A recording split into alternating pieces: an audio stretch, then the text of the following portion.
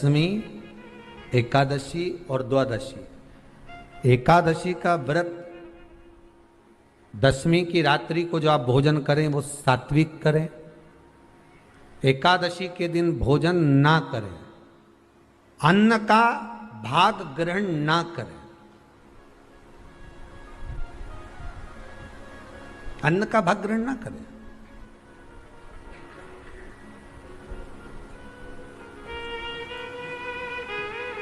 कितना सुंदर कहा है महाराज जी। यदि आपके यहां पर गौ माता है, आपके घर में अगर गौ माता विराज रही है, आपके घर में अगर गौ माता है, गाय की अगर आप सेवा कर रहे हैं, अच्छा कितना सुंदर लिखा है धेनु मानस में, गीता प्रेस गोरखपुर की गौ अंक को निकालकर पढ़िए कल्याण का, उसमें लिखा है ब्रह्म मुहूर्त में सुबह के समय पर गाय की पूंछ को पकड़कर या गाय की रस्सी को पकड़कर जो 2 कदम भी चल लेता है, उसके लिए भगवान विष्णु बैकुंठ का मार्ग और कुबेर का मार्ग प्रशस्त कर कर खोल देता। जरा पढ़िए धेनु मानस को पढ़िए, गौ अंक पढ़िए, गीता प्रेस गोरखपुर का कल्याण का अंक निकाल कर पढ़िए कि गाय का मात्र रस्सी पकड़कर 2 कदम चलने वाले के लिए मार्ग प्रशस्त हो जाता है। एकादशी के दिन अगर आपका व्रत है तो आप भूलवश भी डब्बे में रखी हुई रोटी गाय को ना देते हुए कुछ थोड़ा सा फल, फलहार, कोई केला, कोई सेब, जो आप खाते हो, अंगूर, पपीता, जो आप ग्रहण कर रहे हो, उसका थोड़ा सा भाग आप गाय को प्रदान करो, आप गाय को दीजिए।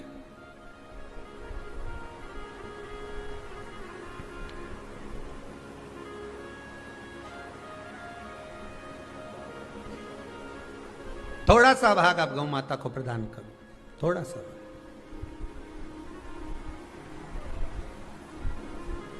सारे व्रतों में केवल एक व्रत ऐसा होता है एकादशी का, जिसका उद्यापन पहली एकादशी पर भी कर सकते हो। सारे उद्यापन में केवल एक उद्यापन ऐसा होता है, सारे व्रतों में एक व्रत का उद्यापन ऐसा होता है, वो है एकादशी का। ये जरूरी नहीं कि 26 पूरी होगी तभी तुम करोगे, या तो पहली में ही कर लो या फिर 26 पूरी हो तब कर। पर उद्यापन, अगर तुमको ऐसा लगे कि हाँ मैं अभी तो जीऊंगी हो, अभी तुम्हारा बाल भी धोला नहीं हुआ, तुमको ऐसा लगे तो अभी तो मैं तो बढ़िया, तो फिर भले मत करो। पर एकादशी का नियम कह रहा है, एकादशी का यहाँ 18 नियम में से एक नियम कह रहा है कि एकादशी का उद्यापन पहली एकादशी पर भी हो सकता है, पहली पर भी कर सकता है, फिर तुम्हारा मन पड़े तब। क्यों? तो पहली पर करने से क्या फल मिलेगा? तो एकादशी की नियमावली कहती है, अगर मान लो आपने पहली एकादशी पर भी उद्यापन कर लिया, इसके बाद में जितनी एकादशी करोगे वो सारी तुम्हारे खाते में जुड़ती जाएगी। मतलब बैंक में खाता खोल लो, ठीक है, खाता खोल लिया, अब जितना कमाता जाओगा उसमें डालते जाओ, जितनी कमाई करके लाओगे उसमें जमा करते जाओ। एकादशी एक बार उद्यापन पहले में भी हो गया तो बाकी का पुण्य तुम्हारे खाते में आ जाएगा, उसका पुण्य। एकादशी का उद्यापन बड़े महीने में माघ शुक्ल एकादशी के दिन, माघ का महीना हो, शुक्ल पक्ष की, जम के बोलिए, एकादशी हो, प्रयास करना कि आप उद्यापन करें, भले 5, 10, 11, 12 जितनी एकादशी हो जाए, 26 हो जाए तो ज़्यादा अच्छी है, नहीं तो आप करें तो माघ महीने की शुक्ल पक्ष की एकादशी के दिन आप उद्यापन करें, प्रयासरत करें, प्रयासरत। बड़े महीने के अंतर्गत जो उद्यापन, हाँ चतुर्मास के अंतर्गत उद्यापन नहीं होता एकादशी का, बहुत ध्यान दीजिए हमारा। ये जो सावन भादो कुंवर कार्तिक जो 4 महीना होते हैं भगवान के शयन करने के, इसके अंतर्गत एकादशी का उद्यापन नहीं होता, और इसके अंतर्गत उद्यापन करना भी नहीं चाहिए एकादशी हमारा। एकादशी का उद्यापन माघ महीने की शुक्ल पक्ष की एकादशी के दिन आप बहुत प्रेम से आनंद के साथ करिए महाराज। परंतु एकादशी के उद्यापन में सबसे ज्यादा अगर कुछ जरूरी होता है तो 24 तरह का नैवेद्य जरूरी होता है। कितने तरह का? 24 तरह का नैवेद्य। अब आप कहोगे गुरुजी उद्यापन हम कर रहे हैं एकादशी का, तो उसमें तो फलहार का हमें नैवेद्य बनाना चाहिए। तो फिर ये पुराण के अंतर्गत स्कंद पुराण में ये चीज लिखी है कि एकादशी का जब उद्यापन करते हैं तो 24 तरह का नैवेद्य बनाकर सिद्ध करते हैं। 24 तरह का नैवेद्य जान रख लेना, का हलवा बना लो, खीर बना लो, पूड़ी बना लो, सब्जी बना लो, पकोड़ा बना लो, भजिया बना लो, ऐसे 24 तरह का नैवेद्य अलग अलग चाहिए। पर लोग क्या करते हैं, खोपरा पाक बनवा लेते हैं 1-2 किलो और 24 जगह रख देते हैं। स्वीकृत नहीं है। 24 तरह का नैवेद्य रखा जाता है। महाराज एकादशी के दिन भगवान के पूजन का पूरी तैयारी कर कर मंडल आदि बनवाकर विद्वान ब्राह्मण को बुलाकर, कर्मकांडी ब्राह्मण को बुलाकर जो भगवत सेवा में एकादशी का उद्यापन कराए, उन ब्राह्मण के चरणों को नमन कर कर, प्रणाम कर कर एकादशी का पूजन करवाइए और उस मंडल की पूजन कराकर हवन द्वादशी को कराइए। एकादशी को हवन नहीं। एकादशी के उद्यापन का जो हवन होता है वो द्वादशी को।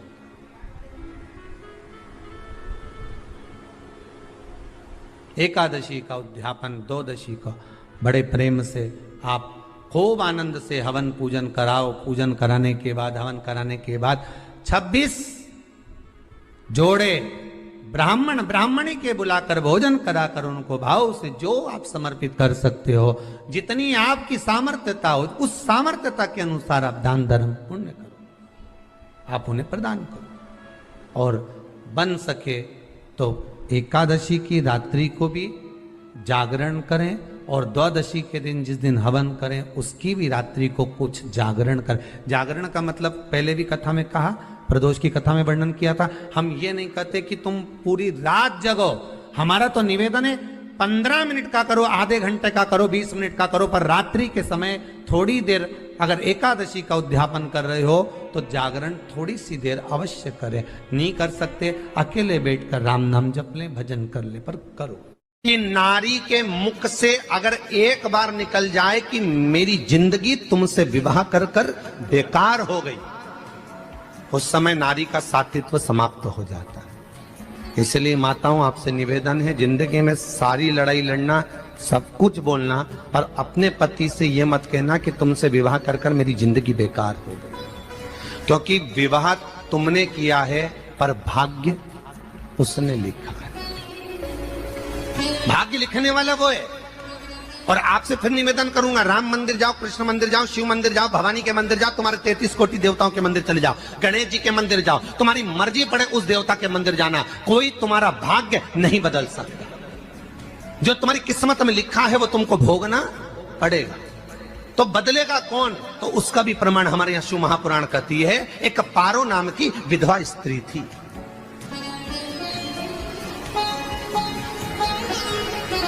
क्या नाम है उसका? नाम पारो। विधवा है, पति नहीं है, एक बेटा है। और विधवा स्त्री जो थी वो गर्भ से थी, उसका संतान नहीं हुई थी, पति मर गया था, वो गर्भावस्था में बेटा रह गया और पति चले गए। पारो बड़ी दुखी थी, भगवान का भजन करती बहुत, घर में कुछ भी नहीं था। जो व्यापारी, जो धन था उसके पति का, वो सब लोग खा गए। जब जैसे व्यक्ति जब तक जीवित है तब तक संसार उसका है, जैसे ही वो गया उसका सारा धन भी उसके साथ चला गया। व्यापार धन रो। पारो आंखों से अश्रु बहता है, नैनों से जल बहता है, नैनों से बिंदु बहता है। और पारो की आंखों से जब आंसू बह रहा है, अश्रु निकल रहा है, जल बह रहा है। बेटे को जन्म दिया, उसने सोचा अपनी जिंदगी तो बेकार हो गई, पर बेटा जन्म लिया तो इसका नाम अच्छा रख दूं तो हो सकता है भाग्य आगे अच्छा हो। तो उसने उसका नाम भाग्य सिंह रख दिया। क्या नाम रखा? भाग्य सिंह। भाग्य अच्छा रहेगा इसका, तो हो सकता है कुछ अच्छा कर ले। पर बेटे की भी किस्मत इतनी प्रबल नहीं थी। माँ जगह जगह बर्तन मांझ कर काम कर कर बच्चे का पालन कर ली। बच्चा थोड़ा बड़ा हुआ। माँ मेरे सारे मित्र सेठ हैं, अब मेरा ही किस्मत, मेरा ही भाग्य ऐसा क्यों है? मेरी ही किस्मत ऐसी क्यों है ऐसा?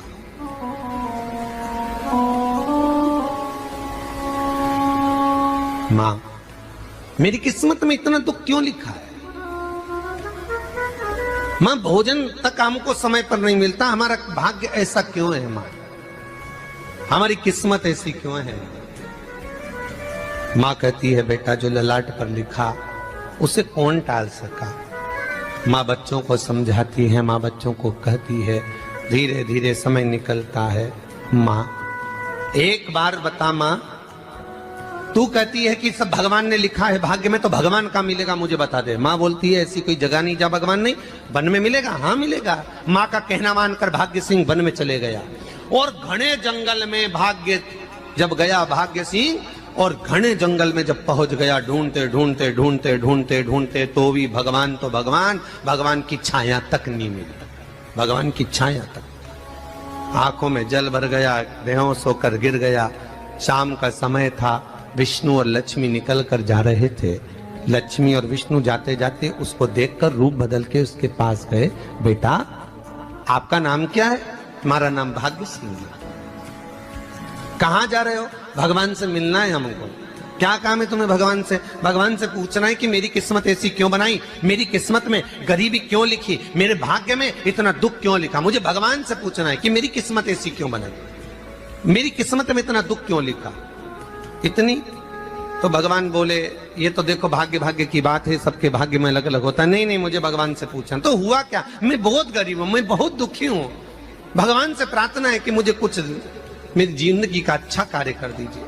लक्ष्मी जी को दया आ गई, नारायण से बोले प्रभु इसको कुछ दे दो, थोड़ा सा इसके ऊपर कृपा कर दो। नारायण बोले इसके भाग्य में नहीं है लक्ष्मी, इसके भाग्य में नहीं है लक्ष्मी। लक्ष्मी मैं दे भी दूंगा तो इसकी किस्मत में नहीं है।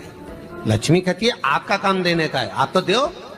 भगवान ने कहा लक्ष्मी नहीं है भाग्य में, तुम तो दे दो। लक्ष्मी जी के कहने पर नारायण ने उसको एक हीरे का हार दे दिया। ले ये ले हीरे का हार। वो प्रसन्न हो गया, हीरे का हार मिल गया। और हार लेकर वो चला, और चलते चलते उसने सोचा मेरी मम्मी को दूंगा, मेरी माता को दूंगा, माँ बड़ी प्रसन्न हो जाएगी। हीरे का हार लेकर जा रहा था। हार ले जाते उसको रास्ते में इतने में उसको तुरंत उसी समय पर कहीं सोचाधिक कर्म के लिए जाना पड़ा। उसने सोचा इस हार को इस पत्थर पर रख देता हूं, अभी आऊंगा वापिस इस हार को उठाकर घर लेकर चले जाऊंगा। और सोचाधिक कर्म के लिए वो चल दिया। गया, हाथ धोकर आया, इतने में चील उड़ती उड़ती आई, उसका हार लेकर चली गई। आके रोने लगा। माँ को जाकर कहा माँ किस्मत तो देख, इतना जोरदार हार मिला था हीरे का, पर भाग्य में नहीं था, नहीं मिला। इतने में वो रोता रोता तुरंत फिर भगवान के पास गया। रोता बिलखता फिर पहुंच गया वन के अंदर, फिर भगवान मिले। भगवान ने पूछा अब क्या हुआ? प्रभु मेरा हार तो वो हीरे का, मेरा हीरे का हार ले गई चील। भगवान बोले देख भैया हम तो तेरी किस्मत में था, वो कर दिया, अब आगे तू एक काम कर, ब्रह्मा जी से जाके मिल। ब्रह्मा जी कहाँ मिलेंगे? यहां से आगे जा, ब्रह्मा मिल गए। ब्रह्मा के पास गए। ब्रह्मा जी ने कहा क्या हुआ? ब्रह्मा जी मेरे भाग्य में गरीबी लिखी है, कुछ अच्छा कर दीजिए। ब्रह्मा जी कहते हैं तुम्हारा भाग्य में जो लिखा है वो तुम्हें भोगना पड़ेगा। नहीं नहीं आप कृपा करो। लक्ष्मी जी ने नारायण से कहा इसको कुछ कृपा कर दो। तो भगवान ब्रह्मा जी ने कहा चलो इसका भाग्य बदलने के लिए एक हीरे की अंगूठी दे देता हूं। भगवान ने उसको हीरे की अंगूठी दे दी। अब हीरे की अंगूठी दी, फिर वो लेकर चला। इतना खुश था, अब मुझे हीरे की अंगूठी मिल गई, अब मुझे हीरे की अंगूठी मिल गई। इतना प्रसन्न होकर जा रहा था, इतने में इसको लग गई प्यास। इसने सोचा पानी पी लूं। पानी पीने के लिए इसने मुंह को करा नीचे, जेब में रखी थी अंगूठी, वो पानी में लुढ़क गई। लुढ़कते से एक मछली निगल गई, अंगूठी भी हाथ से चली। देखिए, कोई कितना भी साथ दे दे, पर भाग्य में अगर सुख लिखा होगा तो वो अपने आप मिलेगा नहीं। फिर आया, फिर मां से कहा मां ऐसा हो। मां ने कहा चल जाने दे, तू रोज रोज बहाना बना के चले जाता है, दिन भर इधर उधर घूमता रहता है, शाम को आता है और बहाने बना के कहां की स्टोरी सुनाता रहता है, ना जाने कहां की कहानियां सुनाता रहता है। चल काम पे जा, कुछ काम कर तो भाग्य बदलेगा। नहीं नहीं मां, मैं सत्य बोल रहा हूं, नहीं माना। फिर चले गया। नारायण ने कहा एक काम करो, अब तुम शंकर जी के पास जाओ। शिव जी के पास गए। भोलेनाथ जी ने उसको हीरे की पोटली दे दी। वो हीरे की पोटली ले जाकर अब की बार सोचा कहीं रुकूंगा ही नहीं, सीधे घर गया। मम्मी को याद करा, माँ नहीं थी। उसने एक लोटे के अंदर हीरे रख दिए। मैं माता को ढूंढ के आता हूँ। माँ को ढूंढने गए, इसमें चोर घुस गए घर के अंदर, लोटा ही ले गए हीरे का। फिर आके देखा, फिर माँ ने कहा, फिर बहाने बनाया तूने, फिर स्टोरी सुने, फिर कहानी सुने। माँ मैं सत्य कह रहा हूं, सत्य कह रहा हूं। आखिरी में हार गया। फिर भगवान विष्णु और ब्रह्मा ने एक ही बात कही, तू शंकर के मंदिर की चौखट पर जा। वहां क्या करना पड़ेगा मुझे? कुछ मत करना, केवल उसकी चौखट पर जाकर उसका दीदार करना, उसका दर्शन करना। उससे क्या होगा? भगवान विष्णु और ब्रह्मा कहते हैं 33 कोटि देवताओं के पास जाएगा तो कुछ नहीं होने वाला, पर शंकर के दरवाजे पर भाग्य देवी रोज प्रतिदिन झाड़ू लगाती है। कौन झाड़ू लगाती है? भाग्य देवी। आपसे निवेदन है, बहुत सुंदर कथा है, इससे समझना कि विष्णु ब्रह्मा राम कृष्ण आदि 33 कोटि देवताओं के पास तुम चले जाओ, कोई तुम्हारा भाग्य नहीं बदल सकता। हाँ, अगर भाग्य देवी का तुम स्मरण करो, किसी मंदिर में जाना तो ये भगवान से कहना भगवान लक्ष्मी दो, भगवान से लक्ष्मी मत मांगना, भगवान से कहना मेरा भाग्य ऐसा कर दो, या भाग्य देवी की कृपा मुझ पर बरसा दो जिससे मेरा भाग्य बदल जाए, कुछ अच्छा हो जाए मेरी जिंदगी में। तो जाके शंकर के मंदिर के बाहर खड़े हो, भाग्य देवी मां झाड़ू लगाती है, भाग्य देवी उनकी चौखट पर बैठी रहती है। तू जा, उससे क्या होगा? बस देवता तो तेरी जिंदगी बदलने के लिए कब से इंतजार कर रहे हैं, पर तेरा भाग्य नहीं बदल पा रहा। तेरा भाग्य बदलेगी तो भाग्य देवी ही बदलेगी। गया, शिव मंदिर के दरवाजे पर जाकर खड़ा हो जाता, भीड़ होती तो दरवाजे से दर्शन कर लेता, बाबा से नयन मिलाता, रोज प्रतिदिन जाता। एक दिन शंकर जी ने भाग्य देवी से कहा, देवी इसका भाग्य बदल दो। देवी कहती है, भोलेनाथ इसकी किस्मत में ब्रह्मा जी ने यही लिखा है दुख, इसकी किस्मत में ठोकरें खाना ही लिखा है। भाग्य देवी तुम मेरे दरवाजे की झाड़ू लगाती हो, आज इसके भाग्य की झाड़ू लगाई। भाग्य देवी ने कहा, भोलेनाथ आप कह रहे हो? हाँ मैं कह रहा हूं, क्योंकि मेरे दरवाजे पर इतने दिन से रोज आ रहा है और मेरे दरवाजे से खाली चले जाए अच्छा नहीं लगता। भाग्य देवी ने भाग्य बदला। एक सोने का सिक्का झाड़ू लगाते लगाते दरवाजे पर पटक दिया। उस सोने के सिक्के को लेकर वो चला और सोने के सिक्के को ले जाकर उसने माता को दिया। अब भाग्य कैसे बदलता है वो देखिए। सोने का सिक्का लेकर गया और तुरंत वो सोने का सिक्का घर में पहुंचा। रात से ठाठ हो गया, बेचकर भोजन की व्यवस्था करी। एक दिन मां ने सोचा कुछ ऐसा करूं कि मैं मछली का व्यापार करूं, और मछली खरीदने के लिए गई। और मछली खरीदने के लिए गई, जो मछली मिली दे तो दी व्यापारी ने, परंतु घर लाते लाते वो मर गई। मरा तो काटा तो इसमें से हीरे की अंगूठी मिल गई। अंगूठी तो मिली, इतने में मां ने कहा, देखो भगवान ने बड़ी कृपा करी, हीरे की अंगूठी मिली। बेटे ने कहा, ये मेरी ही अंगूठी है, मछली निगल गई थी। मां ने कहा, बेटा जाओ, थोड़ा आज ब्राह्मण भोजन करने आएंगे, थोड़ी लकड़ी काट कर लिया। बेटा लकड़ी काटने गया, एक पेड़ पर, सूखे पेड़ पर चढ़ा लकड़ी काटने के लिए। काटते काटते उसको पेड़ की डाली पे एक हार टंगा हुआ दिख गया। वो हार वही था जो हीरे का चील लेकर गई थी। वो हार प्राप्त हो गया। आते आते रास्ते में प्यास लगी, सोचा कहीं एक आध बर्तन मिल जाए पड़ा हुआ, तो लोटा पड़ा हुआ मिल गया जिसमें हीरे पड़े हुए थे। जब भाग्य चलता है तो सारी रास्ते अपने आप खुलते खुलते खुलते खुलते चले जाते हैं। जब भाग्य नहीं चलता तो चाहे कोई हीरा दे दे, चाहे कोई सोना चांदी दे दे, चाहे कोई फैक्ट्री खुलवा के दे दे, तो भी कुछ दिन में ठप्प हो जाए। भाग्य चलेगा तो धन आएगा, भाग्य नहीं होगा नहीं। तो फिर कुछ मत करो, क्या करना है बोलो तो। जब भाग्य अगर दिक्कत दे तो कहीं जाने की जरूरत नहीं है, एक ही काम करना है, शंकर के दरवाजे पर जाकर उसका दीदार करना। जब लगे आपको कि दरिद्रता बहुत ज्यादा है, किराया तक नहीं है, मैं